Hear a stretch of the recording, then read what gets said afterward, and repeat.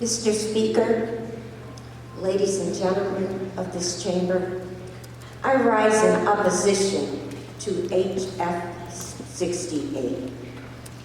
Public money belongs in public schools, where all kids are accepted, as opposed to private schools that pick and choose students. In my town, where I grew up, there was a little public school, private school, not even a block away. They discriminated, and I went to the public school maybe 10 blocks, and we walked them. There were no school buses taking kids back and forth. And when they were forced to integrate, they took 5 of us from the public school, black children, and we were in a sewing class. We never touched the machines because it was something special. And we went a half a day and then back to the public school. And finally, when they were forced to integrate, that little school closed.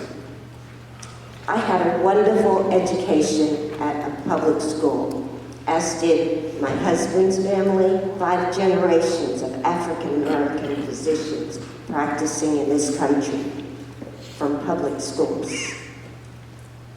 His grandmother received the Presidential Medal of Freedom for helping migrants on the borders in Texas. So the public school has a record of providing for people.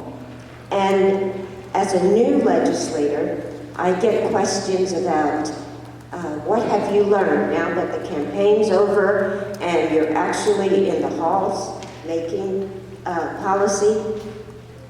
And what I've learned, I've only been here 2 weeks, but what I've learned is that the public school is secondary to what we're doing. We are fighting this battle over a private school that only takes care of 33,000 children. We'll round it off to 34. But the public school has 485,000 students, all languages, all problems, and students with high IQ that also needed to be taken care of. And the parents have choice. This isn't something new. You can choose to take your child to open enrollment. They can go anywhere. This is about the money, and they always say follow the money. It's to fund private schools, and they're not even asking us to fund them. This is, in addition to that, this is a national agenda, I feel. Our governor's looking at other things. And 5 years, when we have to pay for this bill, when the $1 billion becomes due, I doubt she'll be here. She's trying to get something else, a national position. And so we need to be concerned with what's happening in our community. And we need to know our history. Because if you don't know your history, you'll repeat it. You'll create a dual system that's not functioning. And that's the road we're traveling down. And we're capable of voting no and changing this whole proposition. We're treating the public schools poorly. We say great things about them, all the things that they've done for our children. We have doctors, lawyers, educated in the public school and the private as well. And we say great things, but where does your money go? Where does your attention go? What have we been doing for the last 2 weeks? Talking about funding private schools and leaving the public schools behind. You know, our church and my sorority, we volunteer in the public school. Why should we do that if there's $1 billion available to improve the conditions of our children and the books, whatever they need? State-of-the-arts computers and science programs, just aren't happening. We give them 2%, and now with this new bill, we say, well, we'll give the teachers $6,000 for the first year. What happens the next year and the year after that? And this bill doesn't have to go to appropriations. All of a sudden, we don't care how we're going to fund it for the life of the school or the life of the children. So we're not telling all of the truth here. We only want to pass this bill for whatever reason. And I'm saying the reason isn't good enough.